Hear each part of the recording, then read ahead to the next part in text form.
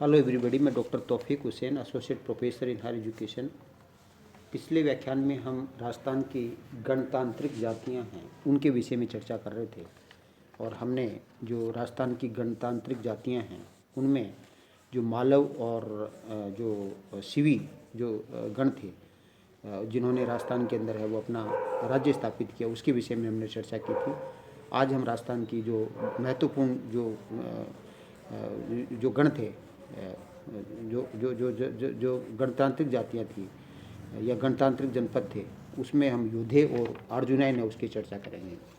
जैसा कि आप जानते हैं कि राजस्थान के अंदर जो विभिन्न प्रकार के जो गणों ने अपना साम्राज्य स्थापित किया, उसमें योधे भी है वो प्रमुख थे। और योधों का उल्लेख है वो समुद्रगुप्त की प्रयाग प्रशस्ति में हमें मिलता है, जिसमें जो समुद्रगुप्त के समय में जो सीमांत राज्य थे उसमें हमें जो पश्चिमी सीमांत राज्य थे उसमें योधे है, मद्रक है, मालव है, अर्जुनाइन है, आबीर है, प्राजुनक है, सकनिक है, खरपरिक है आदि जो गणतांत्रिक जातियां हैं उनका उल्लेख हमें मिलता है।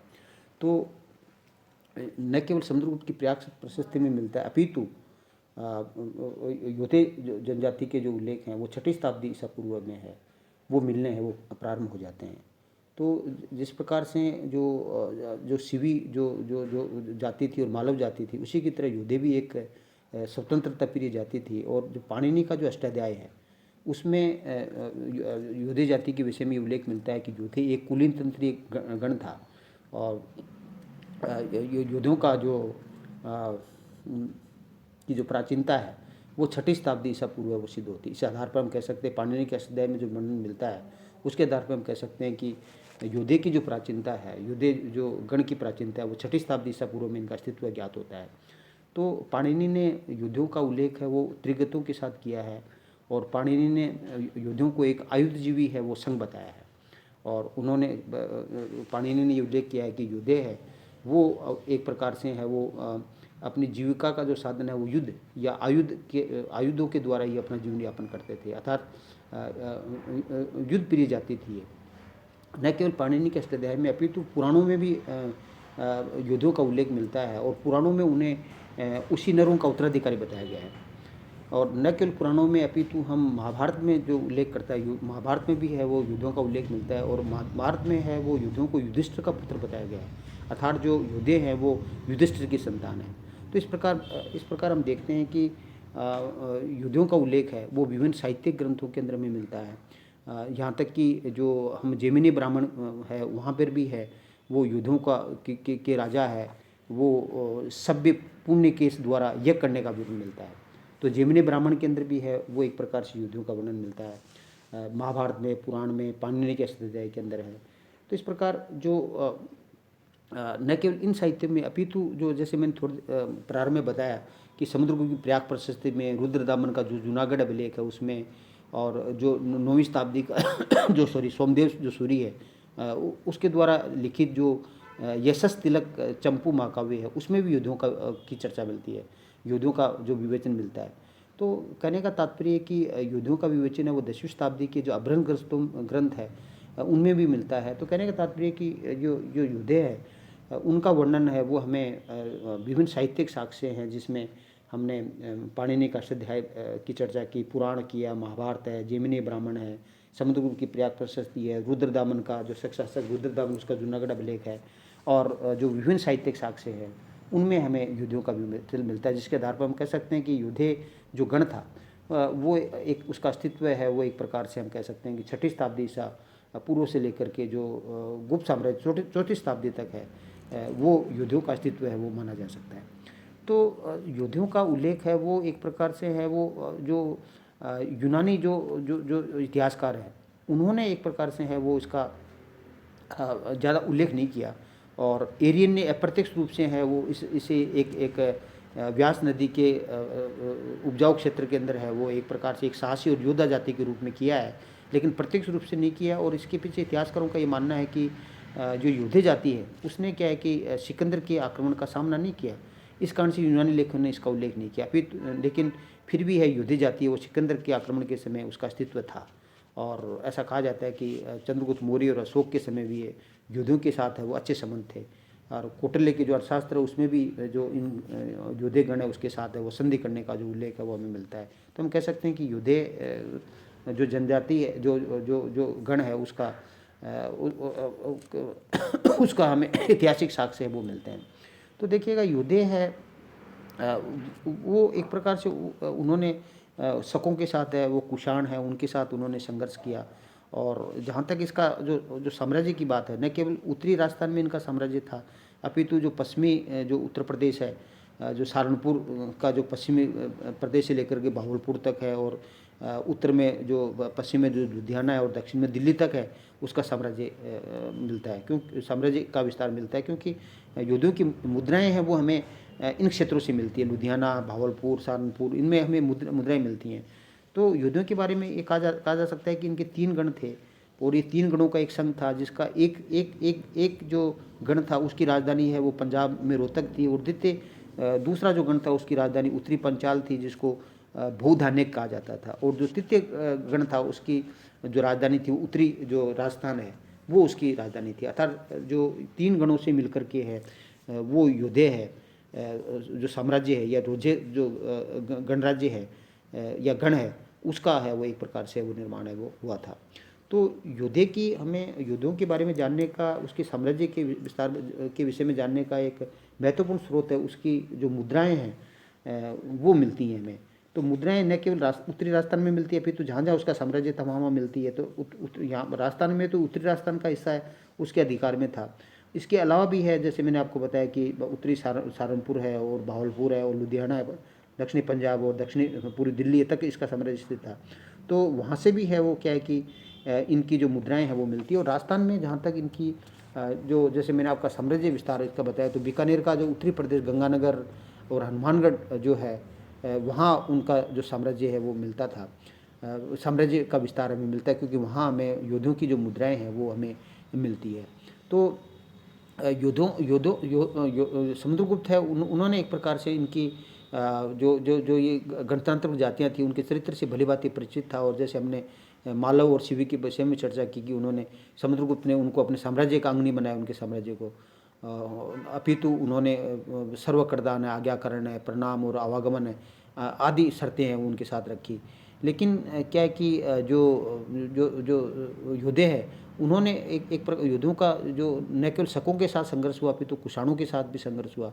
और एक प्रकार से जो कुषाण शक्ति के सामने प्रारंभ के अंदर है वो एक प्रकार से है वो योद्धे कुषाणों की शक्ति के सामने टिक नहीं पाए। और राजस्थान में योद्धियों का जो प्रदेश था उत्तरी राजस्थान, उस पर कुषाणों का आधिपत्य वो स्थापित हो जाता है। और क्योंकि हमें राजस्थान के अंदर जो सूरतगढ़ और हनुमानगढ़ है वहाँ पर जो द्वितीय शताब्दी ईस्वी, सेकेंड सेंचुरी ईस्वी के अंदर है वो हमें कुषाण मुद्राएं मिलती हैं। इसका मतलब ये मुद्राएं ये बताती हैं कि द्वितीय शताब्दी ईस्वी के अंदर, सेकेंड सेंचुरी ईस्वी के अंदर है वो यहाँ पर योद्धियों का शासन है वो समाप्त हो गया था, और इसके स्थान पर है वो यहाँ पर है वो एक प्रकार से कुषाणों का शासन था, क्योंकि रंगमहल से भी हमें मुद्राएं मिलती हैं। तो इसके अलावा हमें सुई बिहार जो अभिलेख है उससे उस पुरातात्विक उस अभिलेखिक साक्ष्य थे उससे भी हमें ये जानकारी मिलती है कि उत्तरी राजस्थान पे है वो कुषाणों का अधिकार था। तो योद्धों का एक जो पार्ट था उत्तरी राजस्थान है उस पर कुछ समय के लिए वो कुषाणों ने अपना अधिकार स्थापित कर लिया था। और जो रुद्रदमन जो प्रथम है उसके उत्कर्ष जो उसका जो राइज हुआ उसके कारण से क्या है कि कुषाण है वो राजस्थान में अपना प्रभुत्व स्थापित नहीं कर सके, क्योंकि रुद्रदामन ने वो कुषाणों को पराजित कर दिया था। जो एक प्रकार से उन्होंने योद्धियों को है वो पराजित कर दिया था, और उसको उन्होंने रुद्रदामन ने भी उनको योद्धियों को अपने अधीन ले लिया था। तो सेकंड सेंचुरी ईस्वी में द्वितीय शताब्दी ईस्वी के अंदर है वो योद्धे हैं वो फिर से अपनी सत्ता के लिए प्रयास करते हैं, और वो एक प्रकार से कुषाणों को है वो पराजित करने में सफल हो जाते हैं। तो प्रारंभ में तो कुषाणों से वो पराजित हो जाते हैं, लेकिन बाद में है वो अपनी सत्ता को पुनः सेकंड सेंचुरी ईस्वी के अंदर वो अपनी सत्ता को पुनः स्थापित करने के लिए वो सफल हो जाते हैं। तो एक प्रकार से जो कुषाण काल तक है योद्धे है कि जो शासन प्रणाली है वो एक ऐसा कहा जाता है कि एक राजतंत्रात्मक पद्धति थी, लेकिन बाद में एक प्रकार से हम ये कह सकते हैं कि अर्धराजतंत्रात्मक पद्धति या कुलीनतंत्री राजतंत्र है वो एक प्रकार से योद्धियों के अंदर था। और क्योंकि योद्धे है वो वीर थे और एक तरह से कार्तिकी के उपासक थे, और महाभारत में उन्हें मत मयूरक है वो कहा गया है। तो कुषाणों का जब पतन हो गया तो ऐसी स्थिति में उनका कुषाणों के पतन के पश्चात जब योधियों का है वो वापस है वो उत्तरी राजस्थान पर अधिकार हो जाता है और एक तरह से समुद्रगुप्त तक है, कुषाण साम्राज्य से लेकर के समुद्रगुप्त तक है वो योद्धे है वो अपना अस्तित्व बनाए रखने के अंदर सफल रहते हैं। और एक एक योद्धियों का एक अभिलेख राजस्थान के भरतपुर जिले के अंदर हमें मिलता है और उसमें हमें ये उल्लेख मिलता है कि योद्धे वो अपने नेता का चुनाव करते थे। तो इसके आधार पर ये हम ये कह सकते हैं कि योद्धे में गणतंत्रात्मक प्रणाली थी, क्योंकि भरतपुर के अंदर जो जो जो जो अभिलेख मिलता है उस अभिलेख के आधार पर वो अभिलेख के अंदर नेता के चुनाव का विवरण मिलता है। तो इस आधार पर हम कह सकते हैं कि योद्धे है एक अपने राजा का चुनाव करते थे और उनका उनका जो नेता होता था उसको महासेनापति है उसको कहा जाता था। तो युद्धों का जो शासन है वो शुंग काल से लेकर के 4वीं शताब्दी ईस्वी तक, जब तक हम कहें गुप्त काल तक है वो युद्धों का जो शासन था और इसका जो साम्राज्य था वो पूर्वी पंजाब है, सतलज है और यमुना नदी के मध्य क्षेत्र है, पश्चिमी उत्तर प्रदेश और उत्तरी राजस्थान, राजस्थान का केवल उत्तरी राजस्थान है, वहाँ पर युद्धों का है वो शासन था। और इनकी जो क्योंकि इनकी जो मुद्राएं हैं वो बहुत सी मुद्राएं हैं वो दिल्ली और करनाल के मध्य सोनीपत में प्राप्त हुई है। तो युद्धों का हम कह सकते हैं कि द्वितीय शताब्दी ईस्वी के मध्य तक एक प्रकार से ये एक राजस्थान के अंदर अपना आधिपत्य स्थापित करने में सफल रहे। कि युद्धों की हमें 3 प्रकार की मुद्राएं मिलती हैं। तो एक तो जो योद्धे की जो मुद्राएं मिलती हैं वो जो एक प्रकार से शुंगकालीन जो मुद्राएं हैं और उन पर एक चलता हुआ हाथी और वृषभ है उसका चित्रांकन मिलता है। और युद्धों की दूसरी प्रकार की जो मुद्राएं मिलती है उस पर कार्तिकेय का अंकन मिलता है। और इसका मतलब वो जो तीसरी मुद्रा है वो उन पर युद्धों का गणेश से जय उत्कीर्ण है, गणेश से जय उत्कीर्ण है। और ये मुद्रा जो गणेश से जय उत्कीर्ण मिलता है उसके आधार पर हम कह सकते हैं कि योद्धे है वो एक प्रकार से वो गणतंत्रात्मक प्रणाली थी। और इसमें इन मुद्राओं पर एक योद्धा का अंकन मिलता है और जो हाथ में भाला लिए हुए है और त्रिभंगी मुद्रा में और कुछ वो योद्धियों की जो सिक्के हैं उस पर द्विओत्री लिखा हुआ था। तो द्वित्री का तात्पर्य इतिहासकार ये मुद्रा विशेषज्ञ लगाते हैं कि उन्होंने कुषाणों को 2-3 बार वो पराजित किया था। तो इस तरह से हम कह सकते हैं कि योद्धे की जो मुद्राएं हैं वो राजस्थान के अंदर है वो काफ़ी मिलती हैं और उनके आधार पर उसके राजस्थान में उनका साम्राज्य था इसकी पुष्टि वो होती है। तो योद्धे है वो एक तरह से प्रारंभ के अंदर हम कह सकते हैं कि जैसे पुराणों में कहा गया कि राजतंत्रात्मक था, लेकिन कालांतर में एक कुलीन तंत्र के अंदर वो परिवर्तित हो जाता है। तो योद्धियों की जो एक तरह से एक गण की जो सभा है उसमें लगभग 5000 जो सदस्य थे उनका उल्लेख मिलता है। और भरतपुर के अंदर क्या है कि एक अभिलेख और अग्रवा जो मुद्रांक लेख है वो उस जो अग्रवा मुद्रांक जो लेख है उससे ये ज्ञात होता है कि वो अपने नेता का चुनाव करते थे। तो इस प्रकार हम कह सकते हैं कि योद्धियों की जो शासन प्रणाली प्रारंभ में राजतंत्रात्मक रही होगी लेकिन बाद में गणतंत्रात्मक व्यवस्था हो जाती है। और एक प्रकार से क्योंकि योद्धियों के एक प्रकार के जो सिक्के हैं उसमें कुषाण मुद्रा माला से एक तरह से प्रभावित होकर के उन्होंने विशेष प्रकार के जो मुद्रा है वो जारी किए। तो हम कह सकते हैं कि जब योद्धियों के जो सिक्के हैं वो एक प्रकार से जो चंद्रगुप्त विक्रमादित्य ने जो उत्तरी भारत पर जो विजय प्राप्त की तब तक है वो हमें उसमें मिलते हैं। तो इस प्रकार हम कह सकते हैं कि योद्धे की जो सत्ता है और वो एक प्रकार से है वो 4वीं शताब्दी ईस्वी तक है वो भारत में रहती है। और जो समुद्रगुप्त की प्रयाग प्रशस्ति से हमें उल्लेख मिलता है कि समुद्रगुप्त ने है वो योद्धियों के चरित्र को भांपते हुए उनको उनके राज्य को अपने राज्य का अंग नहीं बनाया और उन्होंने उनको इन शर्तों पर है वो उनका राज्य वापस दे दिया कि वो विभिन्न प्रकार के कर देंगे और समुद्रगुप्त की आज्ञा का पालन करेंगे, समुद्रगुप्त के सामने विनीत भाव रखेंगे और समय समय पर समुद्रगुप्त की राजसभा में है वो अपनी उपस्थिति दर्ज कराएंगे। तो इस आधार पर इसे हम कह सकते हैं कि 4वीं शताब्दी ईस्वी तक है समुद्रगुप्त तक है, 6वीं शताब्दी ईसा पूर्व से लेकर के 4वीं शताब्दी तक है वो युद्धों का राजस्थान के इतिहास के अंदर एक महत्वपूर्ण स्थान था। युद्धों के साथ ही एक अर्जुनयन है वो एक महत्वपूर्ण गण था, एक प्राचीन गण के रूप के अंदर पाणिनि के अष्टाध्याय है, पंजलि का जो महाभाष्य है और जो महाभारत है उसके अंदर एक अर्जुनयन नामक जो प्राचीन गण है उसका उल्लेख मिलता है। और इसका उल्लेख हमें राजन्य जो जनपद था उसके साथ हमें मिलता है। तो अर्जुनयन हम के बारे में हम कह सकते हैं कि अर्जुनयनों ने भी है वो शकों और जो कुषाणों को है वो पराजित करने के अंदर है उनके साथ संघर्ष करने में वो महत्वपूर्ण भूमिका अदा की। और लेकिन जो समुद्रगुप्त की जो प्रयाग प्रशस्ति में अर्जुनयन का उल्लेख मिलता है और हम ये कह सकते हैं कि जो अर्जुनयन है उनकी सत्ता भी समुद्रगुप्त तक है जो तक ही बनी रही। और जो एक तरह से हम कह सकते हैं कि जो जो अर्जुनायन है, वो जो पाणिनि के अष्टाध्यायी है उसमें जो अर्जुनायन है उनका अर्जुनकों के रूप में उल्लेख मिलता है। और ये एक वासुदेव के उपासक थे और उन्हें वासुदेव अर्जुनायनों को वासुदेवक कहा जाता है, मतलब भागवत धर्म का इसका विशेष प्रभाव था। तो प्रसिद्ध इतिहासकार जो दशरथ शर्मा जिन्होंने राजस्थान थ्रू द एजेस लिखा, उसमें ये उल्लेख मिलता है कि अर्जुनायनों ने शक और कुषाणों के विरुद्ध है वो मालवों से मिलकर के संघर्ष किया था। और उनकी जो अर्जुनायनों की भी जिस प्रकार से इनकी जो मुद्राएं मिलती हैं योद्धाओं की, उसी तरह से अर्जुनायनों की जो मुद्राएं मिलती है। और अलवर और भरतपुर का जो एरिया है वहाँ पर अर्जुनायनों ने है वो शासन किया और उनकी जो धातु निर्मित मुद्राएं उन पर अर्जु नायना जे अंकित है।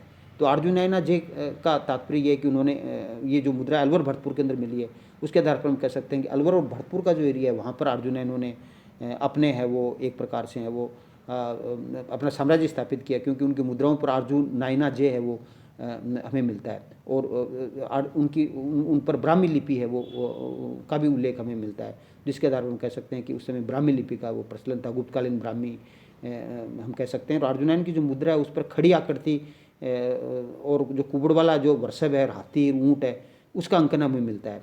तो जो प्रसिद्ध इतिहासकार मैगडिनल है वो उनका मानना है कि यूनानी लेखकों ने जिस अगलसी या अगलसोई जाति का उल्लेख किया है वो अर्जुनायनी है। तो इस तरह से हम कह सकते हैं कि यूनानी लेखकों ने भी है वो अर्जुनायन जाति का उल्लेख है वो किया है। तो इस प्रकार हम कह सकते हैं कि राजस्थान के इतिहास में, राजस्थान के अंदर ये जो गणतंत्र जातियाँ थी जिसमें जो मालव है, जो योद्धे है, अर्जुनायन है और जो क्या कहना चाहिए, मालव, अर्जुनायन और योद्धे है और शिवी है, ये राजस्थान की प्रमुख गणतंत्रात्मक जातियाँ थी जिन्होंने राजस्थान के जो इतिहास में अपनी महत्वपूर्ण भूमिका अदा की। और उनके विषय में जानने की हमें बहुत से पुरातात्विक और साहित्यिक साक्ष्य वो मिलते हैं। Thank you. जय हिंद, जय भारत।